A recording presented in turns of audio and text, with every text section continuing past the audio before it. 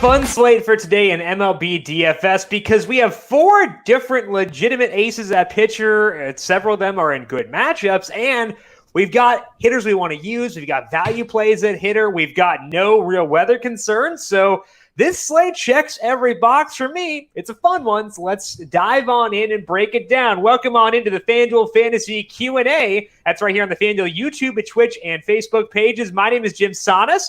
I am a senior writer and analyst for numberFire.com, here to break down this Wednesday main slate. Lock is tonight at 7:05, and like I said, it is a dandy. Jacob deGrom, Garrett Cole, Dylan Bundy. We got Lucas Giolito. Depending on where you put Zach Wheeler, maybe he's in that discussion, not Nace me, but hey, you know, whatever it counts. It's a pretty fun slate regardless. So a lot of decisions to be made with regards to how we are ranking the studs and more. So get those questions in no matter where you are watching, whether it be YouTube, Twitch, Facebook, Periscope. We're taking questions from all of those places, and we'll answer them live here on the air. We can talk pitchers. We can talk about stacks. We can talk about one-offs, value plays, process for overall MLB DFS. Whatever is on your mind, just ask it, and we'll get to it on the show here for today. But as always, a reminder that you should be subscribing to those various channels because got a pretty full schedule throughout the week here on these channels. We have our podcast recording live here on the FanDuel YouTube page every day. We have the solo shot. That is at 9 a.m. Eastern on YouTube. We also have the Heat Check Fantasy Podcast, myself and Brandon Gadula, Monday, Tuesday, Thursday. Monday and Thursday are our NFL podcasts. Tomorrow, we're previewing week number 2 at 10 a.m. Eastern. We have our PGA podcasts at 10 a.m. on Tuesday, and our NFL recap podcasts are at 9 a.m. on Monday as well. If you want to play PGA DFS for the US Open, make sure you go back and check out that podcast or that video and get yourself set for Winged Foot, which tees off tomorrow. So just a lot of reasons to subscribe to the FanDuel YouTube page. First question over on YouTube comes from No Huddle Fantasy Sports. Small slate, but looking like a great one. Tons of stud pitchers and also 4 teams above the 5-team run totals. Yes, I agree. I think that it's fun when we have very clear paths to use and also multiple clear paths, because I think the goal for me when it comes to tournaments in MLB DFS is trying to find ways to be a little bit different without being dumb. And that's a thing you can do for tonight. So I think that, it's a pretty fun slate for sure. Cody says, I got smashed last night. Sad. Yes, I did too, Cody. It was great. Again, like, if I give out a play that does not do well, like, I don't know, like Yu Darvish or Jack Flaherty, if they don't do well, I don't do well either. Thankfully, Davey Garcia did well. That helped out quite a bit. But if I give out picks that don't do well, just know once again, it impacts me negatively. So at least you can take that solace. If we lose together. So hopefully that helps you out a bit there. Cody, Elizabeth, Royals O's double stack. Thoughts with 2 stud pitchers on high DK, high stakes single entry. I don't know what DK is because we got to... But as far as the Royals and the O's go, I do like the Royals quite a bit, Elizabeth. They are facing off with Tarek Skubal. I liked Skubal a lot when he came up because his numbers in Double-A were really good. Got a lot of strikeouts. But so far in the majors, 5.04 skill interactive ERA, an okay strikeout rate of 23%, but lots of hard contact, not getting ground balls. That adds up well for the Royals. So I think that they are going to be my favorite value stack. I did also mention the Orioles this morning, so I would agree that we are in the same boat here for sure, Elizabeth. I think that the Orioles, facing Cole Hamels, his first start for the Braves, so may not get a full leash. I think he went like 43 pitches in the simulated game last week, so I'd probably project Hamels somewhere around 60 pitches, but last year did let up a lot of hard contact, didn't get enough ground balls, so I am on board with the Royals and Orioles stack. I think that if you need a lot of help getting to Jacob deGrom, I would say those 2 teams can help you do so. Now, that said, I think if you go like just Royals, you might be able to get to the Yankees and the Astros, and I do like those teams quite a bit. So over on FanDuel, we only need 1 pitcher. That's definitely a good thing, but I am on board with both those options, Elizabeth. The Royals and the Orioles are good plays to me. Tech says, yes, that makes me feel much better. Yes. Yeah. I agree. You know, at least you know that if it goes poorly for you as a result of my bad recommendations, at least that I'm sad too. I think that's a good solace to have. I'm not going to recommend plays that I'm not going to use. There are plays I will use that I don't recommend. Like if I feel bad recommending I have personal biases. Like I use Byron Buxton more than I recommend him just because I have FOMO, fear of missing out when Byron Buxton hits a home run, which he did last night. But like, that's only because I have biases and need to acknowledge them. So I think objectively sometimes they're bad plays, but I like to use them because I like to indulge in my bad plays. Like I used Marcus Mariota in daily fantasy last year. So there are some times where I use bad plays. Aaron says, I got demolished last night in a drought, may just start focusing on Sunday NFL only. I think there is validity to that. Like Aaron, like if you feel like things aren't going that well for you, there is validity in changing things up. Maybe you do want to focus on your best sports. And I always advocate for focusing on the sports you are best at. Try to have good contest selection. And part of that is just going into the contests and the sports that you do best at. I would also say, though, that with NFL being going, a lot of people are losing focus on MLB, which means that if you pay attention and you really put the time in and invest, do your research, you're going to be playing against potentially softer competition who may not be as checked in, but is still throwing out lineups. So, Aaron, if you make the determination that MLB is not going to be your thing the rest of the year, totally respect that. And I think that's a good discussion to have with yourself. But it does help that everyone else is a little bit more distracted as well. Alvin, favorite pieces in a Yankees stack. So I was talking about bad process before.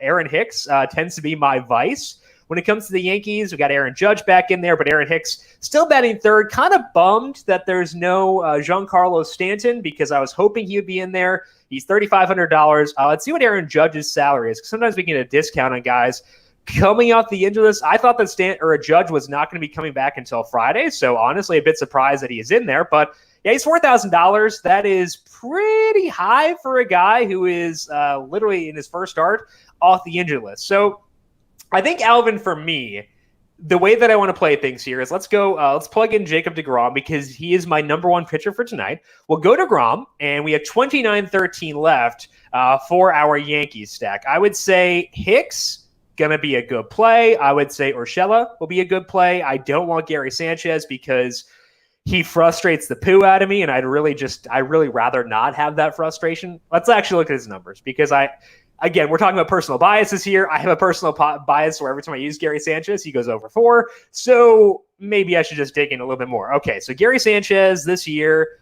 making good contact, a lot of strikeouts. Tanner Roark's strikeout rate is 19%.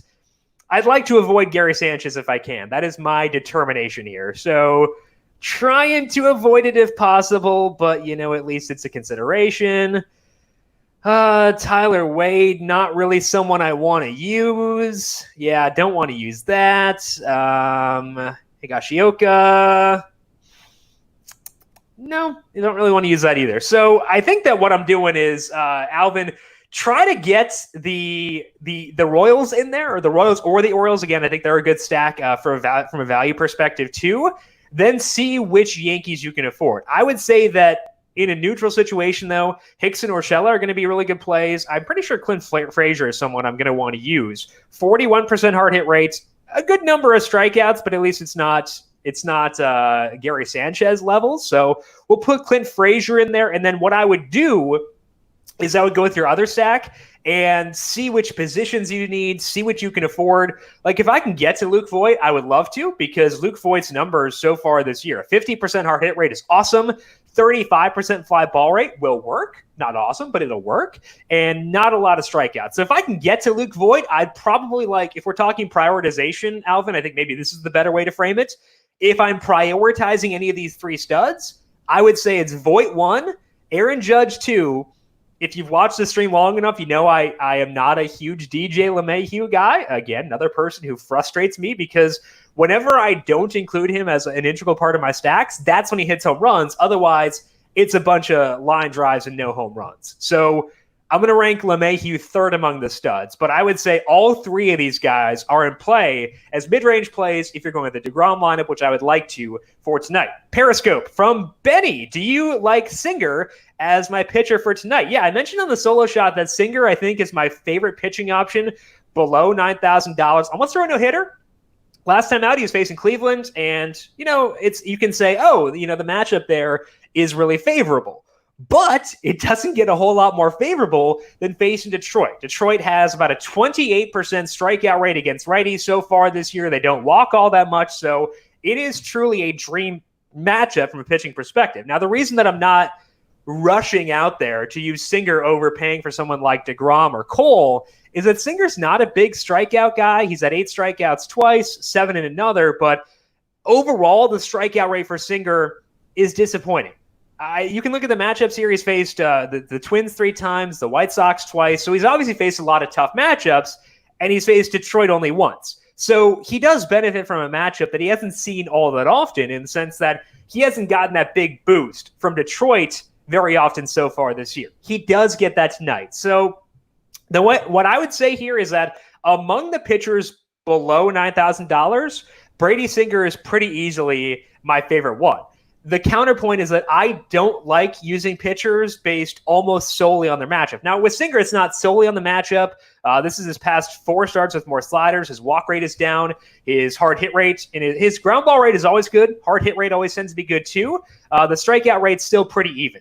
So I would like to use a pitcher with a higher strikeout rate. I don't get that out of Singer, but I can reasonably expect him to have a 25 to 28% strikeout rate for tonight, and that's enough for $8,000. So if you want to go all in on LeMahieu, Judge, and Luke Voit, Singer's the best route for doing so, I would say. So yes, Benny, if you do want to take a lower salaried pitcher, I would say that Brady Singer is your best route for doing so. However, I prefer the higher salaried guys over Singer for tonight. No Huddle Fantasy Sports. I've been looking at a White Sox stack. Should be less popular. Not the greatest run total, but they are sneaky top 10 in WRC Plus and WOBA, even though known to only crush lefties. Odorizzi is average at best. Odorizzi is also coming off the injured list, which is something to consider because we don't get to see pitchers have like ramp-up starts. Like usually you can actually learn something from pitchers in their rehab starts because you can look at a swinging strike rate and you can see, okay, they're actually pitching really well, or okay, not so much. With no rehab starts, at least no data from rehab starts, because they're at their alternate sites, we don't have that much data. So we could, look at Odorizzi and Cole Hamels and say, there's unknown there, but they're coming off of injuries, they're coming off of layoffs. It is within their range of outcomes to get rocked in their first start back. Odorizzi, like you said, facing the White Sox, although they are known for crushing lefties, they still have a 109 WRC plus against righties, so a very good team. This is a division, a hotly contested division, so I'd expect the intensity to be there. I got my White Sox AL Central ticket on the line here, so hopefully the White Sox keep on playing well, but I'm also a Twins fan, so I can hedge there emotionally. You can either benefit emotionally or financially, so it's all fine. Just no Cleveland, please. But I do think that you can kind of play the assumption game here. If you assume that Odorizzi comes back and he's not really like at full health, then the White Sox are a good stack. So I'd agree, the White Sox are a good stack. The reason that I'm not as high on them is that the salaries are high, and among the higher salaried stacks, I prefer the Yankees and the Astros. But with that said, if we're talking about trying to find ways to be different without being stupid, the White Sox do fit that because, as you said, the bookmaker info on this White Sox team is not as generous as it is for other teams. 4.58 total isn't going to draw too many eyes. I personally don't care too much about what implied totals say because it kind of just dictates where people go, and I don't necessarily want to go where other people go. So I think that's actually an okay thing. So yeah, I think the White Sox are an okay way to differentiate without being stupid, which is something we should search for at all times. Cody is asking for the top bat on the slate. Actually, Jay just asked the same thing over on Facebook. So Cody and Jay, thinking of the top bat for tonight. I'll go one value play and one stud. The stud I do think is Luke Voit, $3,800 or $3,700, high enough where you definitely have to put him in the stud category. $3,800, good numbers against righties, decent strikeout rate. Luke Voit I think is a really good number one stud to have. I want to check out the Royals lineup because if Edward Olivares is in there, he's going to be my number one value play. There he is, $2,300. Let's party. Let me show you why I like Olivares here because last year he was in AAA with the Padres. I think it was AA. I think it was AA actually with the Padres. And good power numbers. He's had decent power numbers so far in the majors this year with a 180, I think, ISO. 171 ISO for Olivares. Now, he does strike out, but that's fine. Skubal hasn't had a huge strikeout rate. He's facing a lefty for tonight. That's a good thing. Olivares can also swipe some bags. I'll definitely take that. 34 stolen bases last year. Hasn't done it yet in the majors, but that's something that he can do. When you have guys who can hit home runs, which I think Olivares can, and swipe bases, it gives them two sources of upside. So even if they don't hit a home run, they can still get you a big total via stolen bases. So that's why Edward Olivares, $2,300, I would say is going to be my top value option for tonight.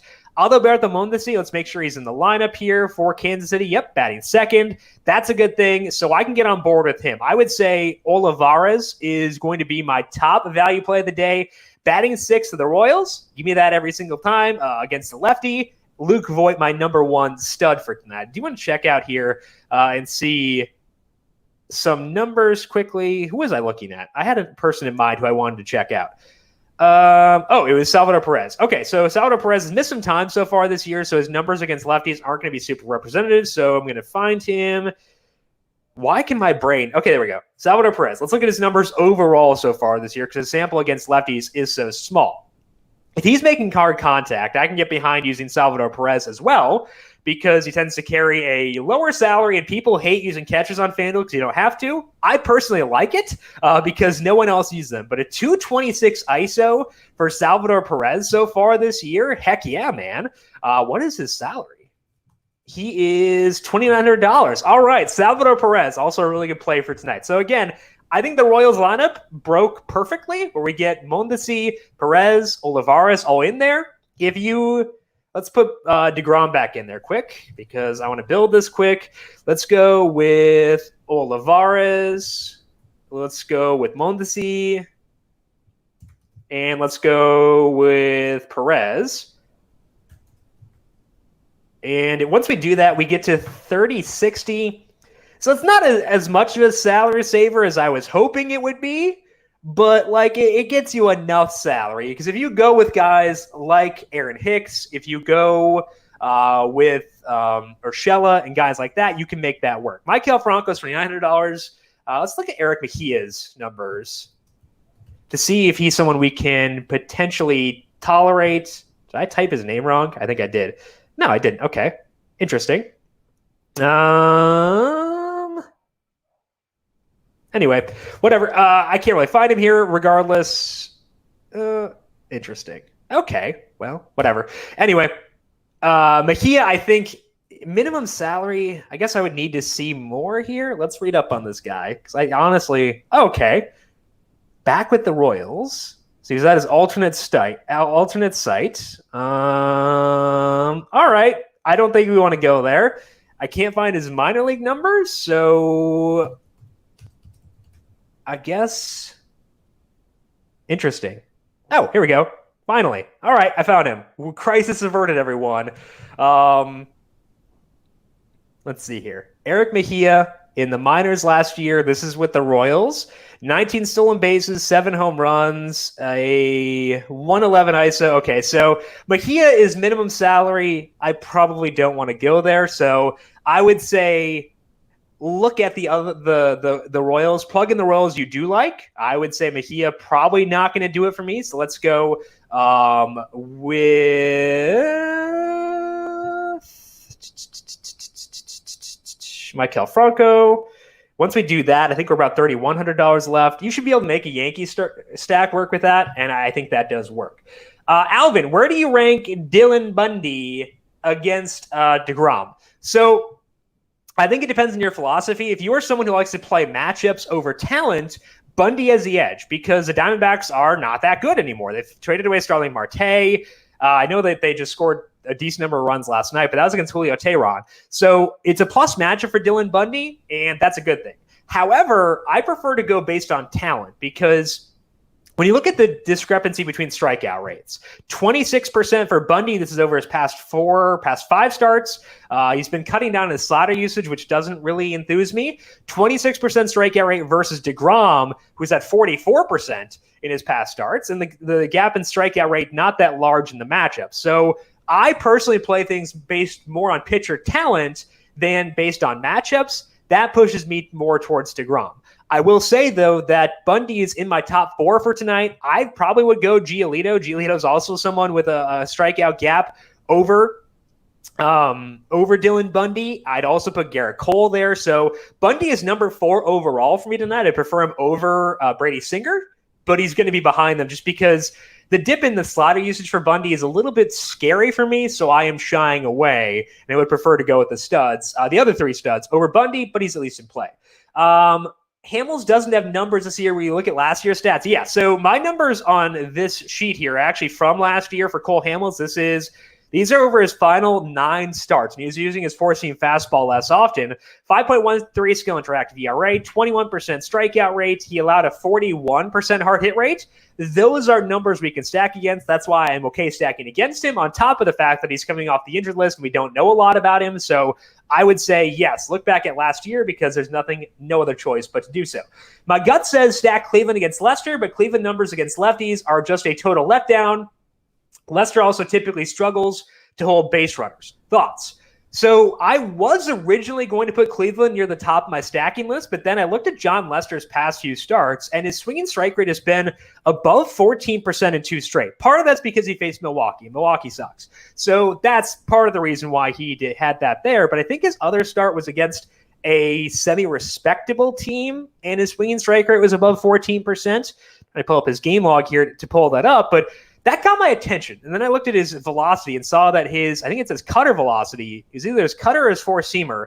The velocity on that spiked in his most recent start. Yeah, 14.9% against St. Louis, and he hadn't been above 8% prior to that. So that kind of got my attention. I think it was, his four-seam fastball velocity. He doesn't throw his four-seamer as much as some other people, but seeing that number go up in his most recent start, he was indoors. Maybe that influenced it, but that kind of got me scared.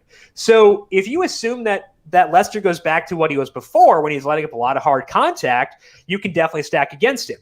A little bit concerned because of the increased velocity in the swinging strikes he's got in his past 2 starts, but I think Cleveland still works, but that's the reason why I have them below Kansas City from a value play perspective for tonight. I think that someone like Franmil Reyes is going to be good. I definitely like him, but it does lower me a bit on stacking the entire offense.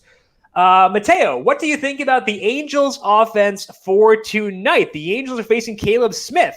Caleb Smith is coming off the COVID list, and it means that he's probably not going to be out there all that long, and that could definitely get them more exposure to middle relievers. That's a good thing for sure. Smith, in that first start, his velocity was back down, which I kind of assumed meant that his numbers would be trash when I first looked at it, because like last year when Smith came back from the injured list, his velocity was down and his performance was really bad because I loved Caleb Smith pre-injury last year. And his velocity was down here, so I kind of thought that things wouldn't be that good. But then you look at his swinging strike rate, it was still 12.5%. It was against the Mariners. The Mariners are not as good of an offense as the Angels. So, Mateo, I think you can justify the Angels. They're not as high on my list. I like Caleb Smith in general. But if his velocity is going to be what it was his last time out, that's a justification for stacking against him. I just think that because the overall talent in Caleb Smith is generally good, I'm okay putting them a bit lower on my list than other teams, specifically, again, Kansas City, Cleveland, Baltimore, ranking higher. Jay, favorite pitcher for tonight? And this does overlap with Tim's question.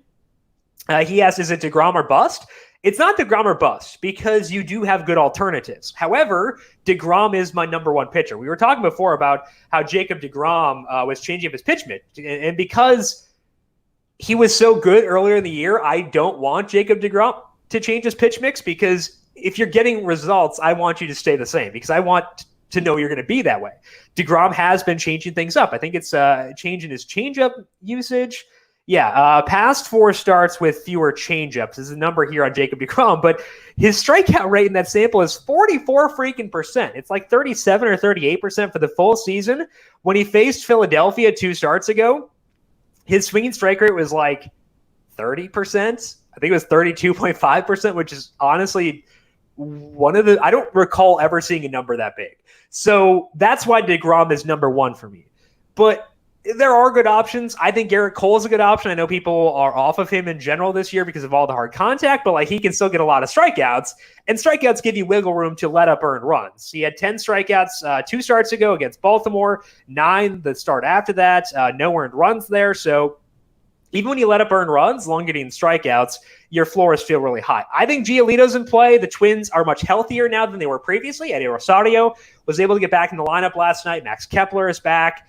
Byron Buxton's hitting home runs every single night because he's the best player on the planet. So the matchup is tougher, but Giolito himself is good enough to overcome that. So I think you have alternatives to DeGrom. So, Tim, if you don't want to use DeGrom, you don't have to, but he is my number one pitcher for tonight. Jay also asked favorite stack. My favorite stack for tonight is the Yankees. Now, I will say, if I'm doing a single entry lineup, one lineup, I'm probably not stacking the Yankees because they just went nuts last night with like 14 or whatever runs. For multi-entry, I am still going to stack the Yankees because I can find ways to differentiate within the Yankees stack. But for a single entry, I am okay fading them in that scenario and going maybe Houston or something like that as my higher salaried stack along with the Royals as my value stack. So for single entry, it would not be the Yankees, but for multi-entry, I do rate the Yankees highest. Sorry, I'm going long on time. My bad. But I think we got to everything. Jay mentioned Hamels will not pitch for long